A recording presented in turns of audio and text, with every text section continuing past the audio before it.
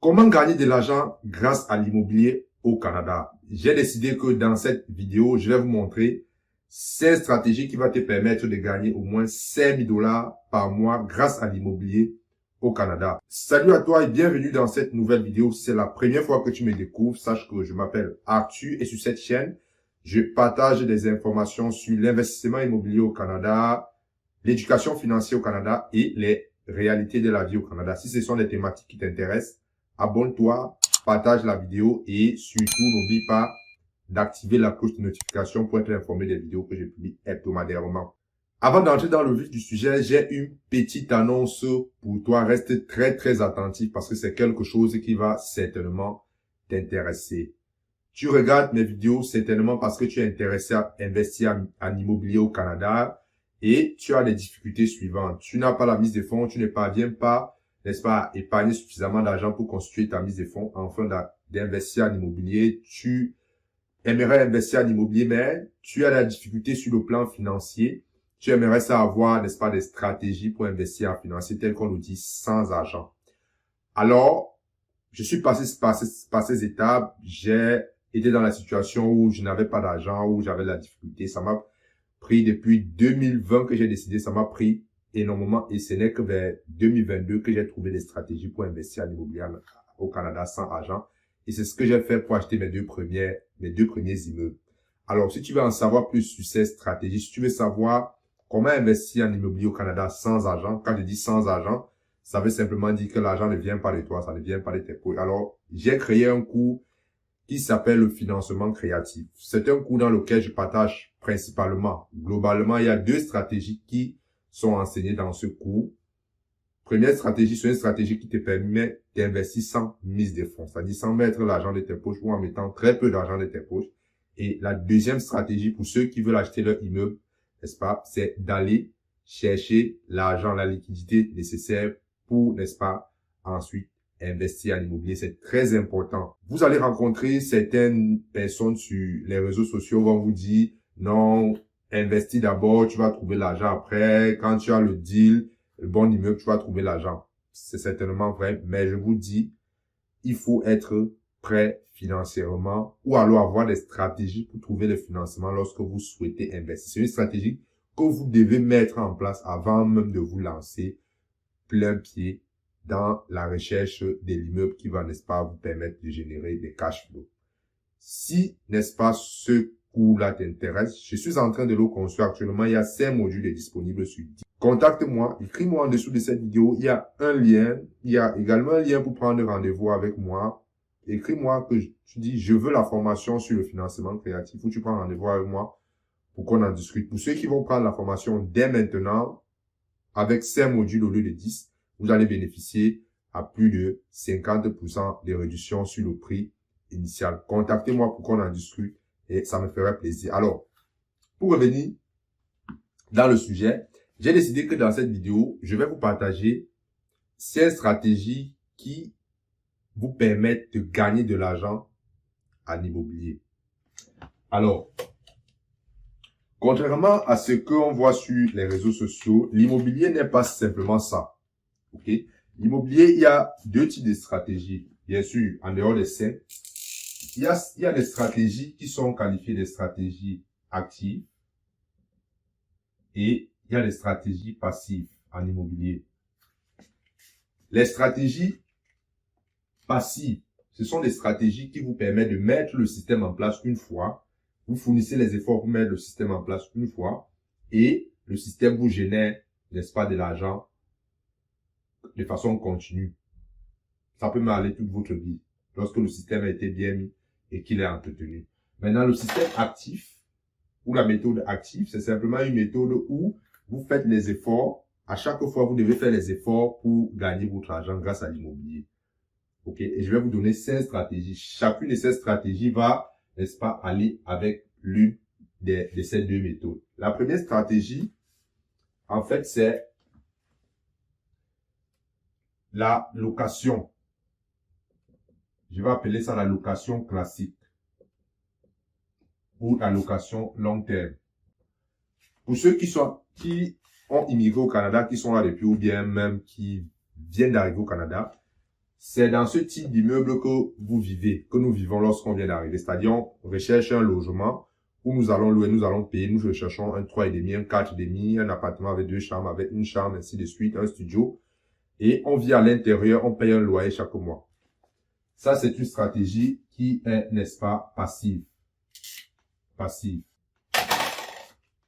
C'est une stratégie passive. Donc, ça veut dire quoi? Vous achetez un immeuble, ok?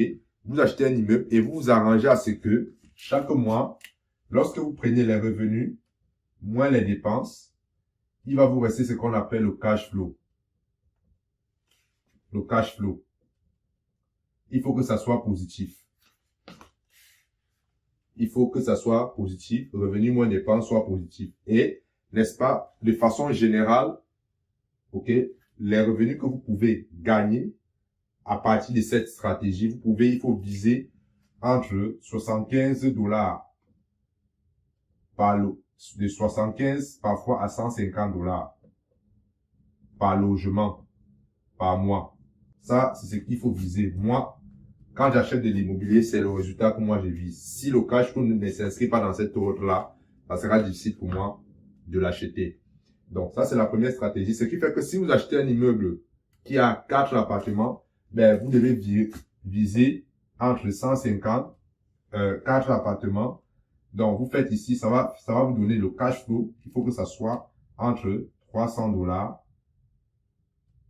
par mois et 600 $. OK? Donc, vous multipliez par 4, ça va vous donner 600 $. Et ça va tomber chaque mois dans votre compte. Donc, ça, c'est la première stratégie. Location classique ou location longue terme. C'est ce qu'on retrouve la plupart du temps sur le marché. Les personnes qui me contactent, qui veulent investir en immobilier au Canada, la plupart des immigrants visent cette stratégie. Ce n'est pas mauvais. Moi également, moi personnellement, je fais un mix des deux. Je fais un mix des deux. Peut-être dans une autre vidéo, je vous expliquerai pourquoi est-ce que je fais le mix des deux. OK? Donc, ça, c'est la première stratégie. La deuxième stratégie, c'est ce qu'on appelle les flips. C'est ce qu'on appelle les flips. Alors, à quoi consiste le flip? En fait, lorsqu'on parle de flip au Canada, c'est simplement le fait d'acheter une maison qui a besoin des travaux, une maison qui est comme dommage, qui a subi des dommages, une maison qui a besoin de rénovation. Vous achetez la maison, vous la rénovez et vous la revendez. On appelle flip, c'est-à-dire vous achetez, vous rénovez, vous revendez directement. OK? Je prends toujours, moi je suis très analytique. Je vais toujours prendre les chiffres. Admettons que vous achetez une maison, je prends un cas très simple, 200 000 $.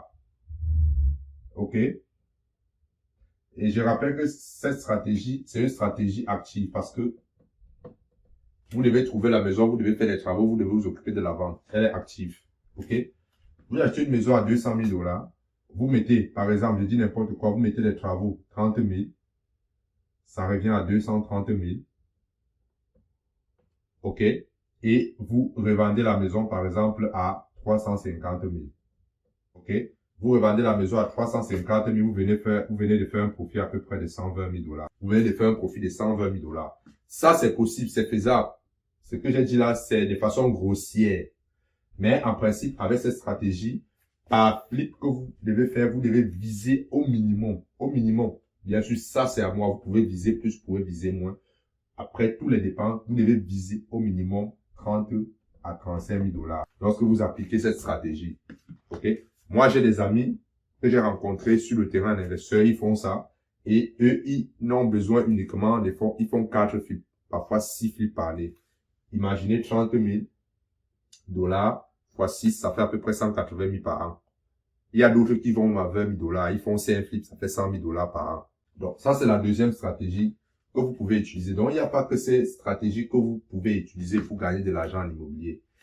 Alors, nous allons passer à la troisième stratégie.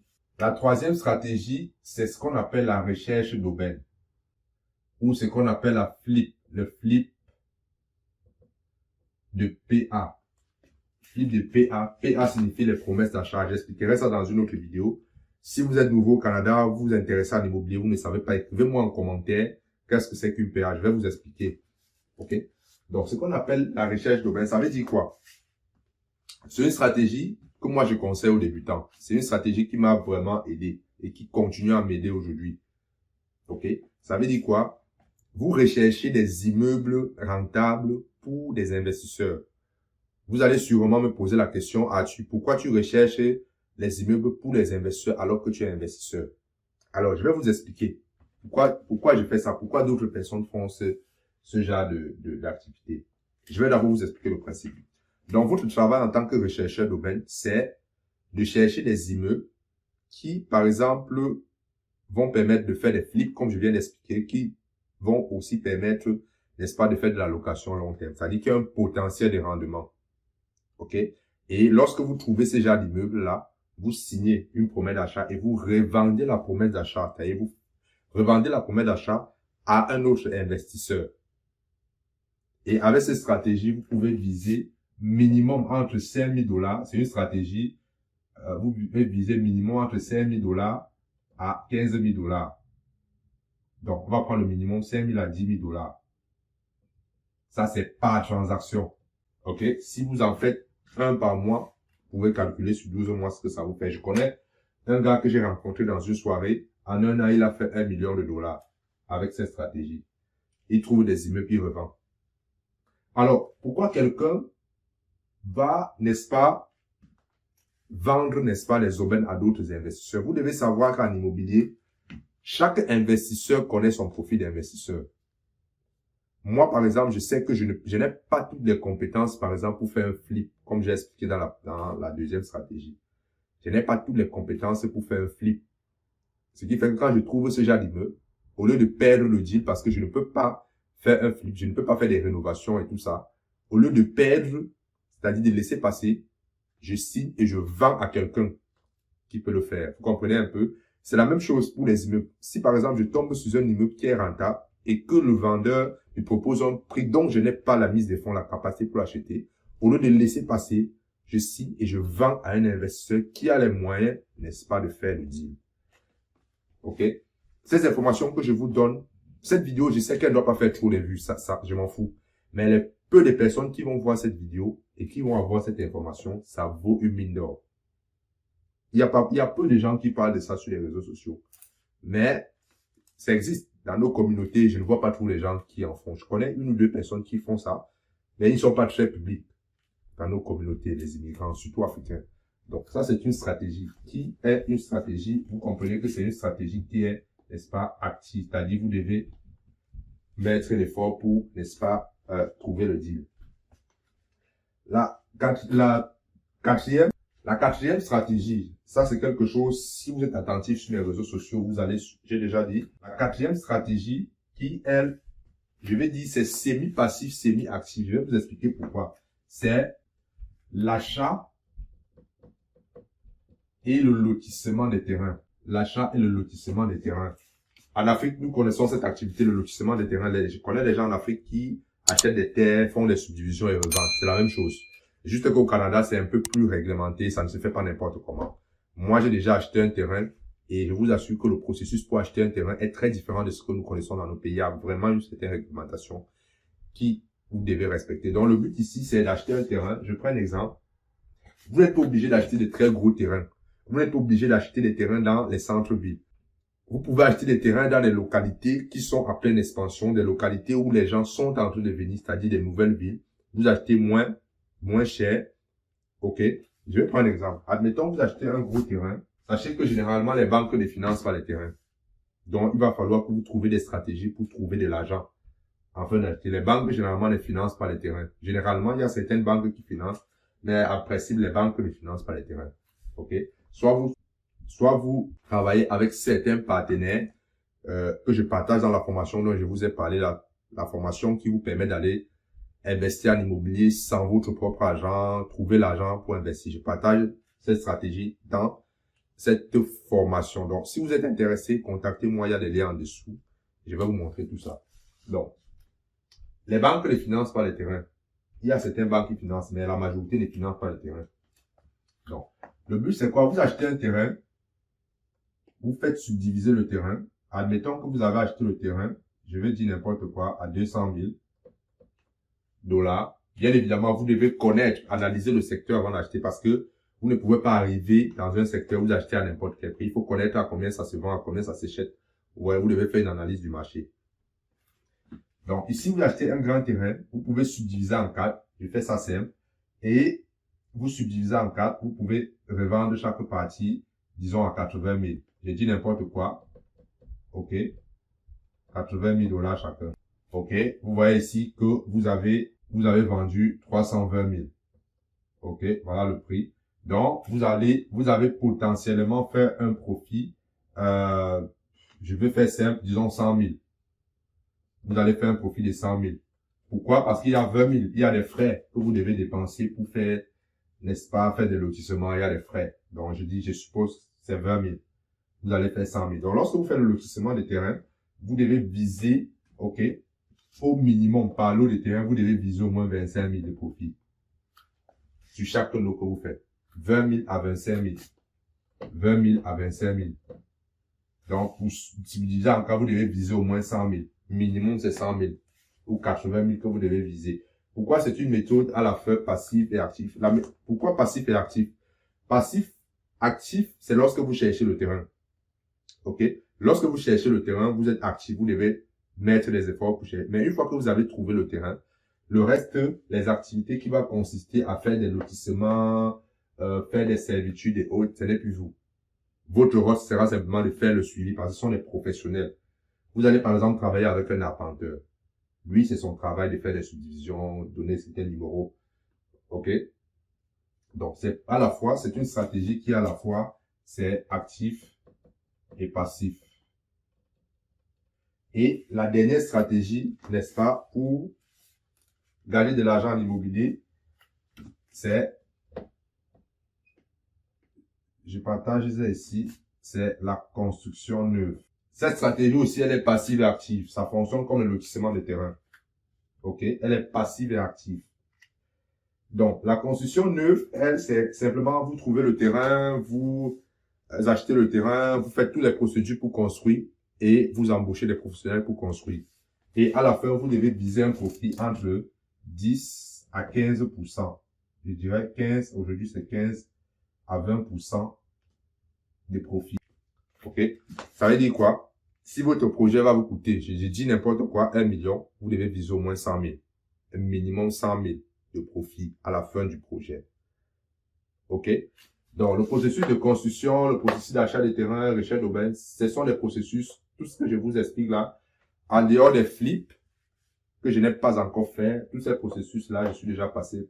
Je suis passé, première procédure, première stratégie, je suis déjà passé par là. Deuxième stratégie flip, je ne suis pas encore passé par là. Troisième stratégie, je suis passé par là. Quatrième stratégie, je suis déjà passé jusqu'ici.